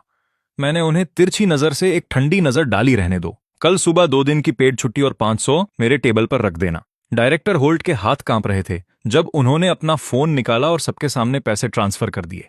हम आज रात पूरी तरह ठीक हो गए ना? सब ठोस है, कोई दिक्कत नहीं है। और उन छुट्टियों के बारे में 2 दिन आराम करो, जितना चाहिए। मैंने संतोष में सिर हिलाया। अच्छा, मैं चलता हूं, दिमाग पिघल रहा है। मैंने हाथ अपनी पीठ पर बांधे। मैं फैक्ट्री से ऐसे बाहर निकला जैसे कोई फिक्रमंद इंसान। मेरे पीछे दर्जनों जोड़ी आंखें मेरा हर कदम देख रही थीं। सब मेरी पीठ को ऐसे देख रहे थे मानो कोई जीता जागता लेजेंड जा रहा हो। 2 दिन की छुट्टी, मजा आ गया। हर सुबह मैं तब तक सोता हूं जब तक मेरा शरीर खुद न कहे कि हो गया। आंखें खुली तो सूरज काफी ऊपर आ चुका था। गरम शावर, अपने इलेक्ट्रिक स्कूटर पर कूदा, कोने वाली दुकान पर पहुंचा और नूडल्स का कटोरा खत्म किया। इसे ठंडी सोया मिल्क के साथ नीचे उतारा। मैंने चैन की लंबी सांस ली। कोई तनाव नहीं, कोई गंदगी नहीं, कोई और कचरा साफ करने की जरूरत नहीं। इसे मैं किसी राजा के तख्त के बदले भी न दूं। उस शाम मैं हमेशा की तरह बगल वाली फैक्ट्री गया। 2000 युआन कमाए, कुछ मशीनों पर रिंच से थोड़ा थपकाया और वो वापस चालू हो गई। बॉस वेड ने अंगूठा दिखाया। यार, तुम्हारे हाथ सच में सोने के बने हैं। बॉस, आपके मुंह में तो शहद घुला है। अगर ऐसे ही बोलते रहे तो शायद मैं 6 महीने के लिए खुद को आपके नाम लिख दूं। छुट्टियां खत्म, मैं वापस मेन फैक्ट्री आ गया। वही रूटीन, वही तरीका। मैंने अपनी एंट्री की और ऊपर देखा तो ठिठक गया। फ्लोर पर कुछ नए चेहरे थे, सीधे खड़े थे, फ्लोर मैनेजर से भी ज्यादा ऑफिशियल दिख रहे थे। एक सहकर्मी मेरे पास आया और कान में फुसफुसाया, वो लोग वो दिग्गज हैं जिन्हें डायरेक्टर होल्ट ने मोटी रकम देकर रखा है। सुना है 12,000 महीना। मैंने अपनी हंसी दबाई। क्या रवैया है। वो वाकई पूरी तरह पलट गया। मैं 1 साल तक पसीना बहाता हूं और मेरे 50,000 चुरा लिए जाते हैं। फिर वो मुड़कर उन्हीं पैसों का इस्तेमाल इन्हें पालने के लिए कर रहा है। डायरेक्टर होल्ट मेरे ही खून पसीने की कमाई से उन्हें 2 महीने के लिए हायर कर रहा है। मेरे सीने में थोड़ी कड़वाहट उठी, पर वो उतनी ही जल्दी गायब भी हो गई। मैंने हिसाब लगाया। हर रात मैं 2000 युआन कमा रहा हूं। इन तथाकथित एलिट तकनीशियनों को कोसों पीछे छोड़ दिया है। अब जब नए लोग आ गए हैं तो मेरी क्वाइट क्विटिंग और भी जायज लगती है। वो जितने काबिल हैं, मैं उतनी ही बेफिक्री से काम कर सकता हूं। सच कहूं तो बहुत मजा आ रहा है। शिफ्ट खत्म होने की घंटी बजते ही मसल मेमोरी काम करने लगती है। मैं सबसे पहले टाइम क्लॉक की तरफ दौड़ता हूं। समय पर काम से निकलने की खुशी जो मुझे है, वो किसी और को नहीं। पर आज मैं बाहर नहीं भागा। इसके बजाय मैं सीधा डायरेक्टर होल्ट के केबिन गया। वो बुढ़ा लोमड़ी अपनी कुर्सी पर आराम से बेहतरीन उलोंग चाय पी रहा था। मैंने दस्तक दी। डायरेक्टर होल्ट, एक सवाल है। उन्होंने बमुश्किल अपनी नजरें ऊपर उठाईं। वो पहले वाला 50,000 का बोनस, क्या कोई चांस है कि आप उसे माफ कर सकें? 2 मिनट की देरी थी। क्या वाकई इतनी सख्ती की जरूरत थी? डायरेक्टर होल्ट का चेहरा पन्ने की तरह पलट गया। तुरंत बॉस वाले मोड में आ गए। उन्होंने बिना किसी जल्दबाजी के चाय का कप उठाया और सतह पर फूंक मारी। डेरियस, फैक्ट्री के अपने नियम हैं, देरी करना उल्लंघन है। यह साफ साफ लिखा है। अगर मैंने तुम्हें छोड़ दिया तो यहां हर वर्कर देर से आने लगेगा। मैं ऐसी टीम कैसे चलाऊंगा? तुम्हें मेरी स्थिति समझनी होगी। मैं उनके चेहरे को घूरता रहा, पूरे 3 सेकंड के लिए खामोश। अविश्वसनीय पुरानी चाल, जब जरूरत हो तो इस्तेमाल करो, न हो तो फेंक दो। संकट के समय वो घुटने टेकने को तैयार थे। खत्म होते ही वो बॉस वाला नकाब वापस पहन लिया। मैंने सीने में उठ रही आग को दबाया और दूसरा तरीका अपनाया। थोड़ा सा कम करना भी कुछ होता। डायरेक्टर होल्ट की खाल मशीन प्रेस के स्टील से भी मोटी है। उनके चेहरे पर रत्ती भर भी फर्क नहीं पड़ा। वो मांग पूरी तरह से अनुचित है। कोई सवाल ही नहीं उठता। मैंने ऐसे कंधे उचकाए जैसे मुझे कोई परवाह नहीं। ठीक है, संदेश मिल गया। जब तुम ऐसे खेलोगे तो कोई रियायत नहीं मिलेगी। अब क्वाइट क्विटिंग को अंत तक ले जाने के लिए मुझे दोष मत देना। 1 और महीना पानी की तरह बीत गया। नए खिलाड़ियों के पास डिग्री का पहाड़ है, पर उनकी कमर नहीं झुकती और वो जरा सा ग्रीस भी बर्दाश्त नहीं कर सकते।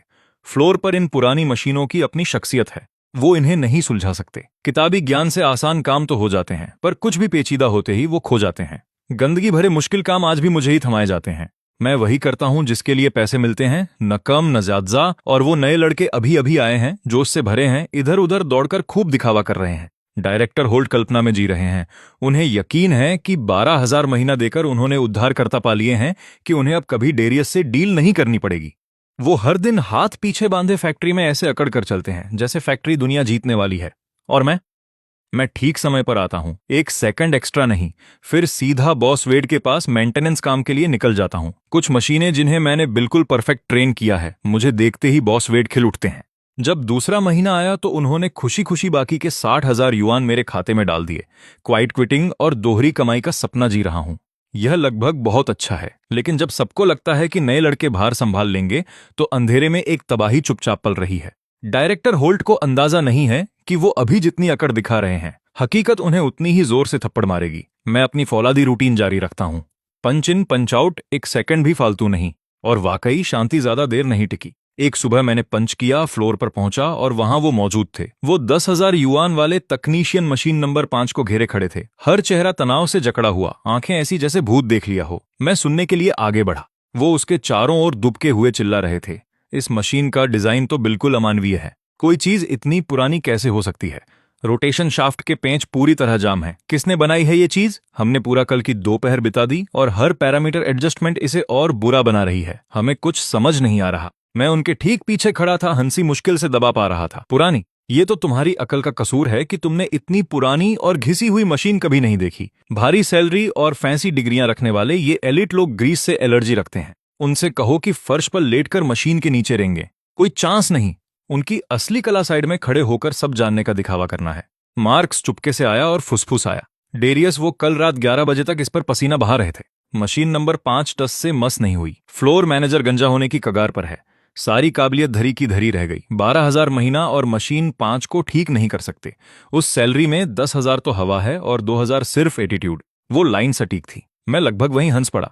मशीन नंबर 5 की समस्या मैं तो आवाज सुनकर ही आंखें बंद करके बता सकता था। कोर बेयरिंग पूरी तरह खत्म। अंदर का लुब्रिकेंट सूख कर तार की स्लैब बन चुका है। लेकिन मैं पागल थोड़ी हूं जो जाकर वॉलंटियर करूंगा। मेरा मौजूदा टाइटल है master of doing absolutely nothing, काम न करने का निर्विवाद राजा। अगर मैं एक उंगली भी हिलाने से बच सकता हूं तो मैं बचता हूं।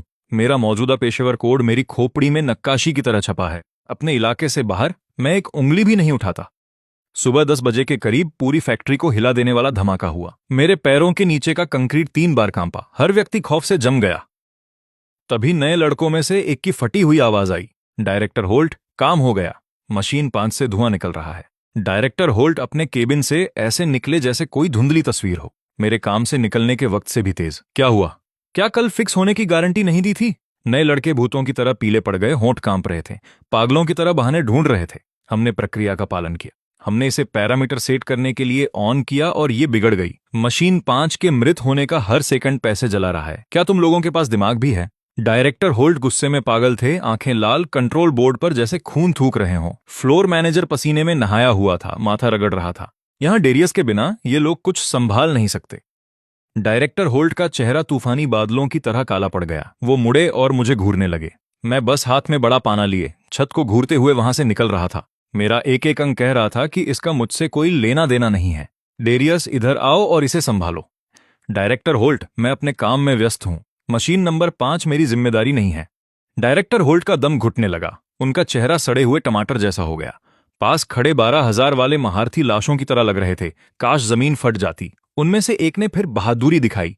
डायरेक्टर होल्ट, घबराइए मत, फिर कोशिश करेंगे। जैसे ही उसका हाथ स्टार्ट बटन पर पड़ा, धातु के टकराने की गूंज हवा में फैल गई। पूरा फ्लोर एक साथ कांप उठा। इस बार धुआं भी नहीं निकला।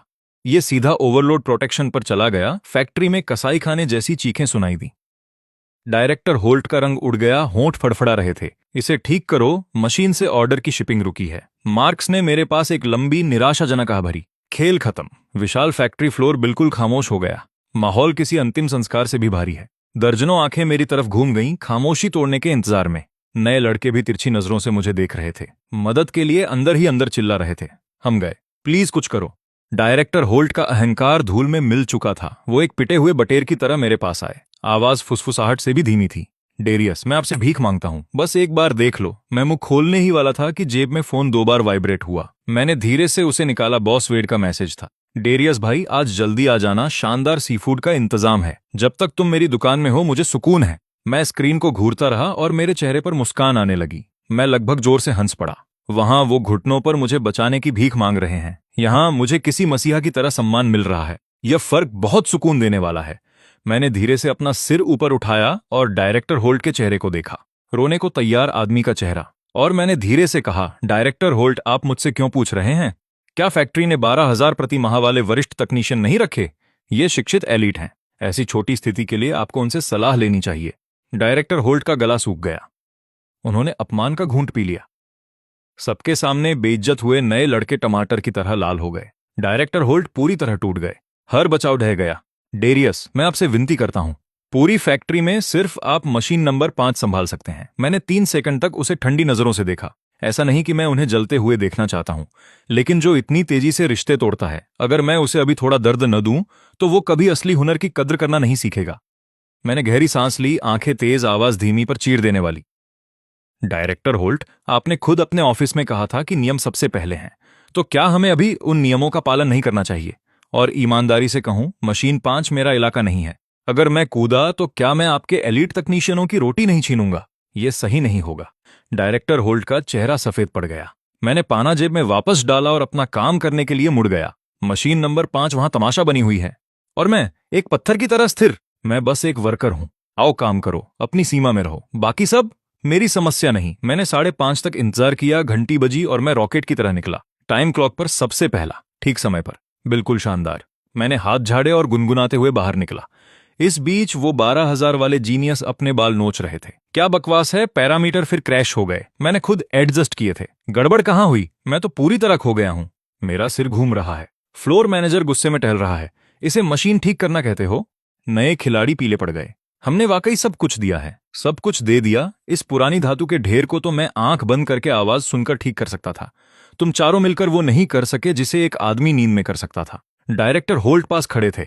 मुंह ऐसे फड़फड़ा रहा था जैसे फूटने वाला हो, पर मैं बहुत दूर जा चुका हूं। जब काम खत्म तो काम खत्म। भगवान भी मुझे रुकने के लिए नहीं कह सकते।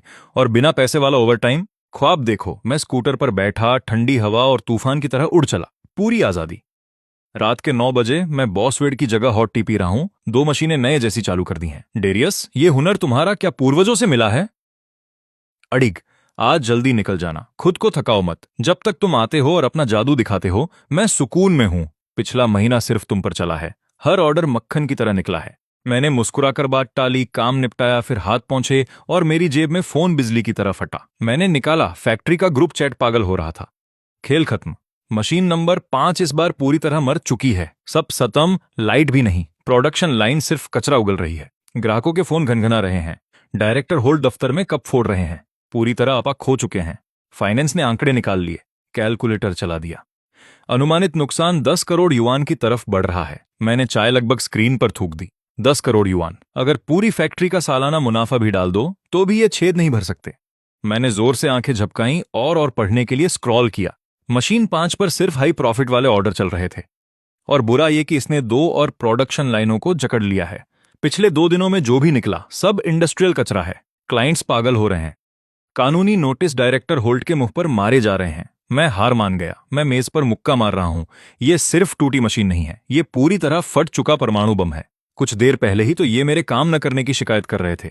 मैं कुछ दिन क्या ढीला पड़ गया। फैक्ट्री को 10 करोड़ का चूना लग गया। जितना बड़ा नुकसान होगा उन्हें उतना ही दर्द होगा। और डायरेक्टर होल्ट के पास अब कहीं जाने का रास्ता नहीं बचा है। कर्मा वाकई कमाल की चीज है। जब आप एक सच्चे टेक्नीशियन के साथ कुत्ते जैसा बर्ताव करते हैं तो यही होता है। रात के 11 बज रहे हैं। मैं स्कूटर से आराम से हॉस्टल लौट रहा हूं। दूर से ही पूरी फैक्ट्री दिन की तरह जगमगा रही है। मशीन नंबर 5 के पास लाल आंखों वाले बेहाल लोगों की भीड़ अभी भी पसीने बहा रही है। यहां तक कि डायरेक्टर होल्ट भी, जो सबको अपनी नजरों से गिरा हुआ समझते हैं, आस्तीनें चढ़ाकर जमीन पर रेंग रहे हैं। मैं गेट से गुजर ही रहा था कि अंदर किसी की नजर मुझ पर पड़ गई। पूरे गले से चिल्लाते हुए, डेरियस, तुम आखिरकार वापस आ गए। अंदर आओ और हमें बचाओ। मैंने मुड़कर भी नहीं देखा। नहीं हो सकता। मेरी ड्यूटी खत्म हो चुकी है। डिलीवरी का काम करके मेरी हड्डियां जवाब दे चुकी हैं। Darius, please. डायरेक्टर होल्ट का मानसिक संतुलन बिगड़ रहा है। ये उनकी समस्या है। मैं सीधा हॉस्टल की तरफ चलता रहा। पीछे का नजारा नरक जैसा था। कुछ लोग मशीन में आधे घुसे हुए थे, अंधेरे में हाथ पैर मार रहे थे। कोई कुर्सी पटक रहा था, कोई और चिल्ला रहा था। फ्लोर मैनेजर जमीन पर सिर पकड़कर बैठा अपनी किस्मत को कोस रहा था। डायरेक्टर होल्ट मशीन के कचरे के डिब्बे पर बेजान पड़े थे। शून्य को घूरते हुए कुछ बड़बड़ा रहे थे। मैं खुद को रोक नहीं पाया। बस एक पल के लिए मुड़कर देखा और गुनगुनाते हुए अपने कमरे की तरफ चल दिया। सच कहूं तो मुझे उनका शुक्रिया अदा करना चाहिए कि उन्होंने मेरा बोनस काटा। उसी की वजह से मुझे साइड इनकम का रास्ता मिला। इन 2 महीनों में मैंने जो कमाया वो उस मामूली सालाना बोनस से कहीं ज्यादा है। ये साल बहुत शानदार बीत रहा है। जो लोग मुफ्त में काम करते हैं उन्हें ऐसा अपमान सहने की जरूरत नहीं। मैंने जैसे ही हॉस्टल का दरवाजा खोला, जूते भी नहीं उतारे थे कि कुछ लोग बाहर आए और मुझे ऊपर उठा लिया। डेरियस, थोड़ी दया करो और हमें बचाओ। डायरेक्टर होल्ट ने ऐलान कर दिया है, अगर मशीन नंबर 5 ठीक नहीं हुई तो फर्श पर काम करने वाले हर आदमी का सालाना बोनस काट लिया जाएगा। मैं हवा में ही जम गया। सामूहिक सजा, ये तो हद है। मुझे उठाने वाले वही लोग हैं जिनके साथ मैं रोज पसीना बहाता हूं। इस वक्त हर किसी की आंखें लाल हैं, मानो अभी रो पड़ेंगे। मेरा ये कहना कि ये मेरी समस्या नहीं है, गले में ही अटक गया। इन थके हुए चेहरों को देखकर, जो टूटने की कगार पर हैं, मेरा दिल पसीज गया। ये लोग और इनके पूरे परिवार इसी पैसे पर निर्भर हैं। बच्चे नए साल के लिए कपड़ों का इंतजार कर रहे हैं। बुजुर्ग लिफाफे की उम्मीद में बैठे हैं। मुझसे बेहतर कौन जानता है कि इस पैसे की क्या अहमियत है। निचले स्तर के कर्मचारी जो पूरा साल घिसते हैं, अंत में यही थोड़ा सा पैसा उनके लिए सब कुछ होता है। डेरियस, कृपया मदद करो। डायरेक्टर होल्ट ने अपना आखिरी फरमान सुना दिया है। अगर तुम नहीं आए तो सबकी मेहनत की कमाई डूब जाएगी। मैं ये सुनकर लगभग हंस पड़ा। चेरिल, यार, सामूहिक सजा, ये अब ये कर रहे हैं। सिर्फ मुझे मजबूर करना काफी नहीं था, अब सबको बर्बाद करने पर उतारू हो गए। कितनी घटिया सोच है। ये बेहद नीच हरकत है। ये सब सिर्फ समय की बर्बादी है। जब उन्होंने मेरा 50,000 का बोनस एक झटके में काटा था, तब क्या उन्हें शर्म नहीं आई? अब जब लोहा गर्म है तो दर्द हो रहा है। मेरा चेहरा सख्त हो गया। जब उन्होंने मेरा बोनस काटा था तब तुम सब कहाँ थे? एक शब्द नहीं बोला, सब खामोश हो गए। थोड़ी देर बाद मार्क्स ने हिम्मत जुटाई। डेरियस, सच में हमें नहीं पता था कि डायरेक्टर होल्ट इतना नीचे गिरेंगे। अगर बोनस कटा तो हम घर जाकर अपने परिवार का सामना नहीं कर पाएंगे। मेरी पत्नी 8 महीने की गर्भवती है। ये पैसा ही हमारे बच्चे के आने की तैयारी के लिए एकमात्र सहारा है। मेरे साथ भी यही है। अगर मैं बिना बोनस घर गया तो पत्नी मुझे घर से निकाल देगी। डेरियस, इस वक्त तुम हम सबकी आखिरी उम्मीद हो। एक लंबी खामोशी छा गई। मैं इन मजबूत लेकिन थके हुए लोगों को देख रहा हूं, जो मुझे ऐसे घूर रहे हैं मानो मैं ही उनका आखिरी सहारा हूं। मेरा गला भर आया। नियम तो नियम है, मेरी ड्यूटी खत्म हो चुकी है। मैं अभी डिलीवरी करके लौटा हूं। मैं वाकई थक चुका हूं। मैंने एक आखिरी कोशिश की। देखो, हमें परेशान करना बंद करो। हम वाकई मुसीबत में फंसे हैं। अगर वो मशीन बंद रही तो नुकसान बहुत बड़ा होगा। बोनस तो भूल ही जाओ। अगले महीने की सैलरी मिलेगी भी या नहीं ये भी तय नहीं। मैंने एक गहरी सांस ली। सच कहूं तो मैं डायरेक्टर होल्ट को तड़पता देखना चाहता था, पर मैं इन लोगों को बर्बाद होते नहीं देख सकता। मैंने अपने पतलून से धूल झाड़ी और खड़ा हो गया। चलो, कमरा खुशी से झूम उठा। सब चिल्लाने लगे मानो मुझे कंधे पर उठाकर फैक्ट्री ले जाने को तैयार हों। फैक्ट्री का फ्लोर तबाही के मंजर जैसा था। वो पावर केबल मत छूना। ओ नहीं, फिर से आग लग गई, मदद करो। धुआं क्यों निकल रहा है? थर्मल प्लेट जलकर राख हो गई है। अब सब कबाड़ हो चुका है। हम सब साथ में डूबेंगे। फ्लोर मैनेजर अपना सिर पकड़े दीवार के सहारे बैठा था। डायरेक्टर होल्ट, जो कभी इस जगह का मालिक था, अब कबाड़ के डिब्बे पर पड़ा था। आंखें ऐसे घूमी हुई थीं जैसे कोई मरी हुई मछली हो बड़बड़ा रहे थे। 10 करोड़, बस एक छोटा सा लक्ष्य। मैं इतना बदनसीब कैसे हो गया? उन्होंने सिर उठाया, मुझे आते देखा और ऐसे प्रतिक्रिया दी जैसे आधी रात को अपनी मां को देख लिया हो। इतने भावुक हो गए कि घुटनों के बल गिरने वाले थे। डेरियस, तुम आ गए। ये सुनकर मुझे घिन आ गई। मेरी ड्यूटी खत्म है, बस ऐसे ही देखने आ गया था। डायरेक्टर होल्ट की सांस अटक गई। एक शब्द नहीं निकला। वो तुरंत चापलूसी के मोड में आ गए। डेरियस, मैं तुम्हारे आगे झुकता हूं। अपनी कीमत बताओ। तुम्हें जो चाहिए, बस इस फैक्ट्री को बचा लो। अगर जरूरत पड़ी तो मैं 300 बार झुकूंगा। बाकी लोग भी दयनीय चेहरों के साथ मेरे आसपास खड़े थे। डेरियस, प्लीज कुछ करो। हमारे पास कुछ नहीं बचा। अगर तुमने आज मदद नहीं की तो हम सब खत्म हो जाएंगे। मैंने एक गहरी आह भरी। मशीन नंबर 5 की तरफ गया और अंदर झांका। मुझे गुस्सा आ गया। इन 10,000 कमाने वाले अनाड़ियों ने करोड़ों की मशीन को कबाड़ बना दिया है। आधे नट बोल्ट गायब थे। सिग्नल केबल उल्टी लगी थी। कोर कंपोनेंट्स गलत तरीके से लगे थे और बेरिंग मुड़कर टेढ़ी हो गई थी। मैं खुद को रोक नहीं पाया और मशीन की तरफ इशारा करके चिल्लाया, क्या इसे इमरजेंसी मरम्मत कहते हो? ये तो जानबूझकर की गई तोड़फोड़ लग रही है। वो अनाड़ी तुरंत शर्म से लाल हो गए। हमने पूरी कोशिश की। तुम्हारी कोशिश पूरी फैक्ट्री बंद करवा देगी। बहस बंद करो। मैंने अपना सिर उठाया, कमरे में ठंडी नजरों से देखा और दहाड़ा, नंबर 8, 10 और 12 के पाने लाओ। मल्टीमीटर लाओ। कैलिब्रेशन रूलर, फ्लैट और फिलिप्स स्क्रू ड्राइवर, इंसुलेटेड दस्ताने। सब मुझे अभी चाहिए। 2 मिनट के अंदर सब मेरे सामने था। 8, 10, 12 के पाने, मल्टीमीटर और स्क्रू ड्राइवर, कैलिब्रेशन रूलर और दस्ताने सब मौजूद थे। किसी ने पानी की बोतल खोलकर मेरे सामने सम्मान से पकड़ रखी थी। डेरियस, पहले थोड़ा पानी पी लो। डेरियस, मैं लाइट पकड़ता हूं। क्या ये रोशनी काफी है? डेरियस, फर्श ठंडा है। मैं तुम्हारे लिए गत्ता बिछा देता हूं। मैं अंदर ही अंदर हंस रहा था। वही लोग जो मेरी पीठ पीछे बुराई करते थे, मुझे बेकार का बोझ कहते थे, अब मेरी सेवा करने के लिए लाइन में लगे हैं। इतनी जल्दी चेहरा बदलते किसी को नहीं देखा।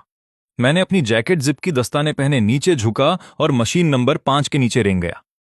इस पुरानी मशीन के अंदर हर इंच पर पुर्जे भरे थे, तार उलझे हुए थे। काम करने की जगह तक नहीं थी। उन अनाड़ियों ने इसे पूरी तरह अस्त व्यस्त कर दिया था।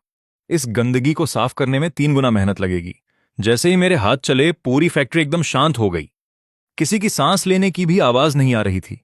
धातु के रगड़ने की आवाज गूंजी और हर कोई ऐसे जम गया जैसे पत्थर का बन गया हो। वो पॉइंट सेट कर रहा है, नहीं हो सकता। ये आंखें बंद करके करने वाली तकनीक किसी किताब में नहीं है। तुम्हें क्या लगा तुम ये नजारा देख सकते हो? ये तुम्हारी मां की रसोई नहीं है। तुम्हें सिर्फ देखने की इजाजत नहीं है। डायरेक्टर होल्ट मेरे पीछे खंभे की तरह जमे खड़े थे। एक कदम चलने की भी हिम्मत नहीं थी। मशीन के नीचे लेटे हुए मैं पूरी तरह शांत था। ऐसी खराबी तो मैं नींद में भी ठीक कर सकता हूं।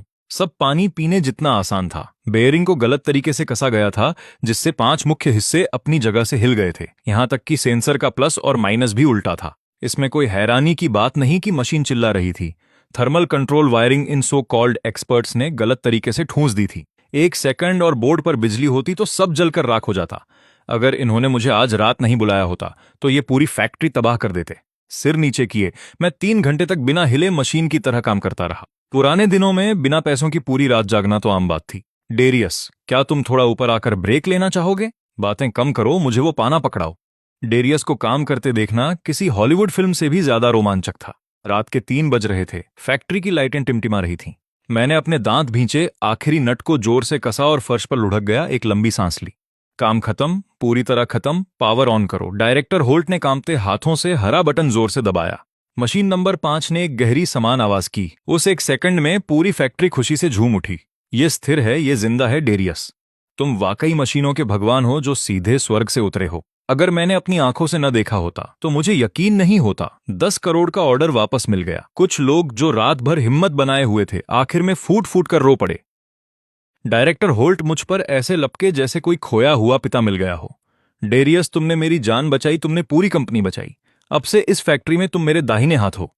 मैं तुमसे चेयरमैन से भी ज्यादा सम्मान करूंगा। आज से तुम जो कहोगे वही होगा। जो पैसे चाहिए मैं तुरंत मंजूर करूंगा, जो छुट्टी चाहिए तुरंत साइन करूंगा। प्रमोशन और सैलरी बढ़ोतरी मैं आज रात ही फाइल साइन कर दूंगा। पूरी तरह थक चुका था, आंखें खुल नहीं रही थी। मैंने उसे देखा। तो क्या इसका मतलब वो 50,000 जो तुमने मेरे काटे थे वापस मिल रहे हैं? डायरेक्टर होल्ट ऐसे उछले जैसे बिजली का झटका लगा हो। बिल्कुल वापस मिलेंगे, और सिर्फ 50 नहीं, मैं अपनी तरफ से 20,000 और जोड़ रहा हूं। कहो तो 1 लाख भी दे दूं। तुम अब मेरे पिता समान हो, इतिहास का सबसे तेजी से चेहरा बदलने वाला आदमी। जब 50,000 काटे थे तब कितना रूतबा था, अब देखो कैसे गिड़गिड़ा रहा है। अगर इन्हें पता होता कि डेरियस ही इस फैक्ट्री की रीढ़ है तो कोई उससे झगड़ा क्यों करता? ये तो सरासर मूर्खता थी। डायरेक्टर होल्ट का चेहरा सफेद हरा हो रहा था। कुछ बोलने की हिम्मत नहीं थी, बस अजीब सी मुस्कान थी। मैंने तेल से भीगे दस्ताने उतारे और उन्हें थपथ पाया। ठीक है, अब कहने को कुछ नहीं बचा। मुझे जाकर सोना है। सब दंग रह गए। पूरा काम बचा लिया। और वो बस चल दिया। डेरियस, तुम हमें ऐसे छोड़कर जा रहे हो? क्या तुम पैरामीटर्स को स्थिर होने तक मॉनिटर नहीं करोगे? ड्यूटी खत्म हुए सदियां हो गई। मैं कोई मुफ्त का गुलाम नहीं हूं। डायरेक्टर होल्ट की आवाज हताशा से फट रही थी। रात के 3:30 बज रहे हैं। 3:30। 3 बजे भी ये मेरा निजी समय है। पूरी फैक्ट्री हंसी से गूंज उठी। मैं खाली हॉल में बाहर निकल गया। मेरे पीछे तेज कदमों की आहट थी। मैं मुड़ने ही वाला था कि डायरेक्टर होल्ट एक पालतू कुत्ते की तरह हांफते हुए मेरे पीछे आए और मेरा रास्ता रोक लिया। डेरियस, इस बार मैं पूरे दिल से कह रहा हूं, मैं वाकई तुमसे माफी मांगना चाहता हूं। हर गलती मेरी थी। बड़े दिल वाले बनो, मेरे स्तर पर मत गिरो। मेरा कोई फिल्टर नहीं है और मेरी मति मारी गई है। कृपया काम मत छोड़ो। नया साल आने दो, मैं तुम्हें प्रमोशन और बड़ी सैलरी दूंगा। बस यहां से मत जाओ, अपनी शर्तें रख दो। मैं अचानक रुक गया। तो बूढ़े लोमड़ी को भनक लग गई है कि मैं हमेशा के लिए निकलने की सोच रहा हूं। सोचा था वो अंत तक अकड़ दिखाएगा। आधी रात को इस आदमी को गिड़गिड़ाते देख मेरे चेहरे पर एक मंद और समझदारी वाली मुस्कान तैर गई। कोई धमकी नहीं, कोई ड्रामा नहीं, बस डायरेक्टर होल्ट, आखिर भविष्य की गारंटी कौन दे सकता है? देखते हैं क्या होता है। उनके पैर लगभग डगमगा गए। मैं घिसटते हुए हॉस्टल पहुंचा। इतना थका हुआ था कि ग्रीस से सने कपड़े उतारने की हिम्मत भी नहीं थी। शरीर की आखिरी बूंद तक ऊर्जा खत्म हो चुकी थी। मैं किसी लाश की तरह सख्त बिस्तर पर गिर पड़ा। सिर तकिए पर रखा और 2 मिनट के अंदर ही मैं बेहोश हो गया। खराटों की आवाज से दीवारें कांप रही थीं। अगली सुबह मेरी नींद झटके से खुली। फोन देखा, पूरे 10 बज चुके थे। मैं बिस्तर से ऐसे कूदा जैसे मुर्दा जिंदा हो गया हो। फिर से लेट हो गया। दिल जोरों से धड़क रहा था। डायरेक्टर होल्ट के रिकॉर्ड को देखते हुए 2 मिनट की देरी का मतलब 50,000 युआन का जुर्माना है। इस बार तो 2 पूरे घंटे लेट हूं। अब तो मुझे सबके सामने नौकरी से निकाला जाएगा। शायद मेरा नाम फैक्ट्री के नियम वाले बोर्ड पर हमेशा के लिए चेतावनी के तौर पर चस्पा कर दिया जाएगा। लेकिन फिर कुछ एहसास हुआ। कल रात आधी रात को मैंने अकेले दम पर इस फैक्ट्री को 10 करोड़ युआन के नुकसान से बचाया था। उसे भूल जाओ। जिस हीरो ने पूरी फैक्ट्री बचाई, क्या उसका 10 बजे तक सोना हक नहीं है? इसे ही खुद की कद्र करना कहते हैं। मैंने लंबी और धीमी अंगड़ाई ली, मुंह धोया, इत्मीनान से ब्रश किया और किसी रईस की तरह फैक्ट्री की तरफ चल पड़ा। मैंने कैलकुलेशन कर ली थी, ज्यादा से ज्यादा कोई चिल्लाएगा, जो हो मुझे परवाह नहीं। मैं फैक्ट्री गेट पर पहुंचा। आदत के अनुसार वक्त देखने के लिए जेब में हाथ डाला तो स्क्रीन पर बैंक ट्रांजैक्शन का मैसेज देखकर आंखें चुंधिया गईं। डायरेक्टर होल्ट ने आपको 20,000 युआन भेजे हैं। नोट में लिखा था अपनी जेब से व्यक्तिगत बोनस। रोका गया साल का अंत का बोनस साल के आखिर में पूरा दिया जाएगा। 1 युआन भी कम नहीं। मैं 3 सेकंड तक लगातार स्क्रीन को देखता रहा। दिमाग से पहले मेरा शरीर हरकत में आया। मैंने कन्फर्म दबा दिया। हाथ में आया पैसा ही असली है। साल के अंत में बोनस देने का वादा, जो इस पर यकीन करे वो बेवकूफ है। उसने मेरी तनख्वाह काटने में 1 सेकंड नहीं लगाया था। यह दरियादिली कितनी सच्ची है। एक बार जाल में फंस गए, अब कभी नहीं। फोन मुश्किल से जेब में गया था कि गेट पर खड़े सिक्योरिटी गार्ड ने, जो सबको कीड़े मकोड़े समझता था, मुझे देखते ही सावधान की मुद्रा में सैल्यूट किया। Good morning Darius. इस अचानक हुए बदलाव ने मुझे चौंका दिया। भाई, दोपहर होने वाली है। अरे मॉर्निंग क्या, जब आप आ जाओ तभी तो सुबह होती है। डायरेक्टर होल्ट ने सख्त आदेश दिए हैं। जिस पल आप गेट से अंदर आओ उन्हें तुरंत कॉल करें। मैं दंग हूं। इस फैक्ट्री में 5 साल घिसने के बाद मुझे कभी राजा जैसा सम्मान नहीं मिला। जैसे ही मैं फैक्ट्री फ्लोर के दरवाजे से अंदर गया, सब साफ हो गया। कल रात के वो 3 घंटे हर सेकंड के लिए वसूल थे। दूर मशीन नंबर 5 एक स्थिर गूंज के साथ चल रही थी। ऐसी आवाज जिसे सुनकर किसी भी मेहनत करने वाले की आंखों में आंसू आ जाएं। फ्लोर मैनेजर ने मुझे देखा और लगभग फिसलते हुए मेरे पास आया। डेरियस, आखिरकार आप आ ही गए। आपको यहां खड़ा देखकर हम सबने राहत की सांस ली है। कल रात आपने जो किया वो कमाल था। मशीन नंबर 5 जब से खरीदी गई है तब से इतनी स्मूथ कभी नहीं चली। Good morning Darius. डेरियस, क्या प्यास लगी है? मैं पानी लाता हूं। Good morning Darius. प्यासे हो? मैं गर्म पानी लाता हूं। डेरियस, भूख लगी है? मैं कैंटीन से आपके लिए गर्म बन लाता हूं। डेरियस, आज आप चमक रहे हो, एकदम जबरदस्त। मैं मन ही मन हंस रहा हूं। कल तक ये सब नाक ऊपर किए राजा बने फिर रहे थे, अब ऐसे रेंग रहे हैं जैसे यही सब आता हो। डायरेक्टर होल्ट अपने ऑफिस से ऐसे निकले जैसे कोई बवंडर हो। आंखों में भावनाएं उमड़ रही थीं। डेरियस, आपने आखिरकार यहां आकर हमें सम्मानित किया। प्लीज अंदर ऑफिस में आइए, अच्छी चाय पीजिए। डायरेक्टर होल्ट, मैं पूरे 2 घंटे लेट हूं, कोई जुर्माना नहीं। डायरेक्टर होल्ट ने अपना सिर ऐसे हिलाया जैसे टूटा हुआ डमरू हो। लेट? इस फैक्ट्री में यह शब्द आप पर लागू नहीं होता। आप एक टेक्निकल डायरेक्टर लेवल के लेजेंड हैं। आप जब भी गेट से अंदर आएंगे वही काम का दिन शुरू होगा। हाँ हाँ, शानदार नेतृत्व। मैं मन ही मन उड़ रहा हूं। कल रात 3 बजे वो घुटने टेकने ही वाले थे। आज वो मेरे पैरों पर पूरी तरह लेटे हुए हैं। मैं बड़े से ऑफिस में बैठा होल्ट को चाय उंडेलते हुए देख रहा था। कभी घमंड में रहने वाला आज विनम्र था। क्या मैं सपना तो नहीं देख रहा? वो नीले सफेद चीनी मिट्टी के कप को दोनों हाथों से पकड़े हुए थे। इतनी सावधानी, ये मजेदार है जैसे वो कोई जिंदा ग्रेनेड पकड़े हों। डेरियस, कल रात जो तुमने किया, इस पूरी फैक्ट्री को तबाही से बचा लिया। मैंने सारी डिटेल बड़े बॉस को रात भर में बता दी। लीडरशिप टीम ने चर्चा की है। अब से फैक्ट्री फ्लोर का सारा गंदा और भारी काम आपको छूना भी नहीं है। कुछ तो गड़बड़ है। ये मुझे इस्तेमाल करके फेंकने की तैयारी कर रहा है। डायरेक्टर होल्ट करीब आए। चेहरे पर इतनी चापलूसी भरी मुस्कान थी जैसे मुझ पर उनका 8 लाख का कर्ज हो। अब से आपकी रोजाना ड्यूटी बस कुर्सी खींचकर बैठना और मशीनों को देखना है। जब तक आप वहां बैठकर सब संभाल रहे हैं, पूरी फैक्ट्री चैन की सांस ले सकती है। और सैलरी एकदम टॉप की होगी। जो रकम चाहो कह दो, मैं मोलभाव नहीं करूंगा। मैं इस बेहुदे नाटक पर पूरी तरह स्तब्ध हूं। डायरेक्टर होल्ट ने देखा कि मैं कोई जवाब नहीं दे रहा तो लगा कि शायद ऑफर कम है। वो और जोड़ने लगे। जब चाहो आराम करो, छुट्टी के पैसे मिलेंगे। मैं बिना सोचे मंजूर कर लूंगा। पर्सनल काम के लिए छुट्टी चाहिए, वजह बताने की भी जरूरत नहीं, बस चले जाओ। और अगर कभी ओवरटाइम चाहिए तो पैसे मिनटों के हिसाब से तय होंगे। लेट आने की बात है तो आज से आपका टाइम कार्ड एग्जम्पशन लिस्ट में जा रहा है।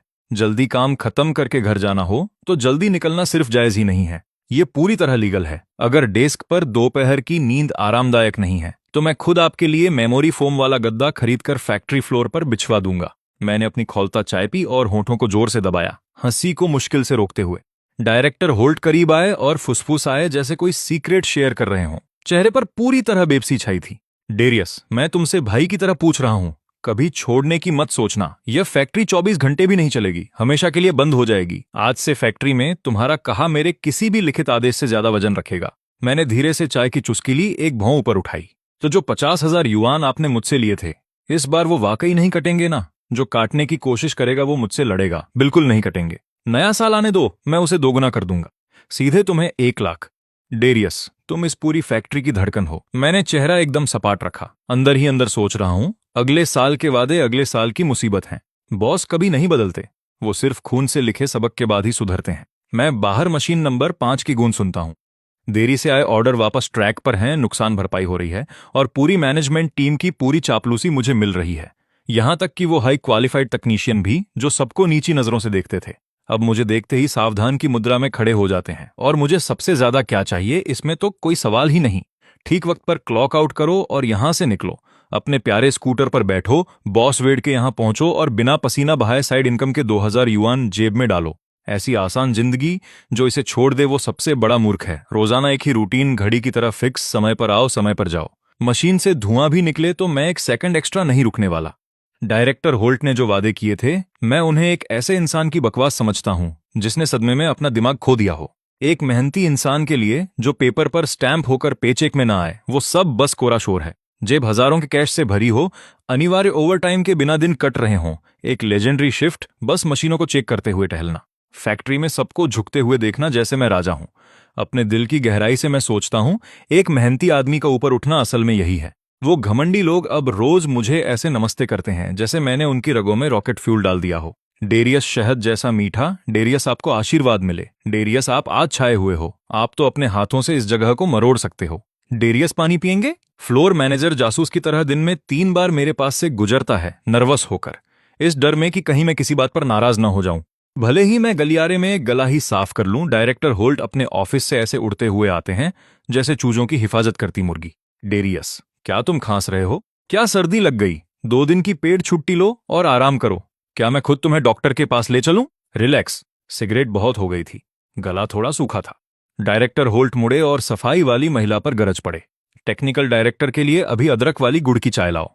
अदरक के मोटे टुकड़ों के साथ, और मैं मतलब मोटे टुकड़ों के साथ। मैं इस थिएटर, इस पागलपन भरे मंजर से पूरी तरह हार चुका हूं।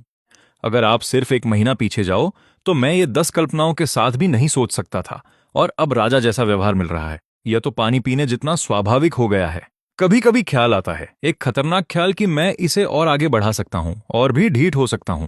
प्रमोशन और सैलरी की बात डायरेक्टर होल्ट हर दिन मेरे कान में फुसफुसाते हैं। नया साल आएगा, तुम्हारी सैलरी तुरंत बढ़ जाएगी, जितनी चाहिए उतना मांगो, बस इशारा करो, मैं खुद फाइनेंस में इसे फास्ट ट्रैक अप्रूवल दिलाऊंगा। वो पहले वाली दयनीय सैलरी तुम्हारी काबिलियत का अपमान थी। हमें तुम्हारी वैल्यू के हिसाब से पैसे चाहिए। हर बार जब मैं ये खोखले वादे सुनता हूं, मैं बस एक धीमी समझदारी वाली मुस्कान दे देता हूं। नए साल के बाद के वादे तब देखेंगे, अभी मेरे पास काफी पावर है, मैं बेताब नहीं हूं, और मुझे पता है यह कैसे काम करता है।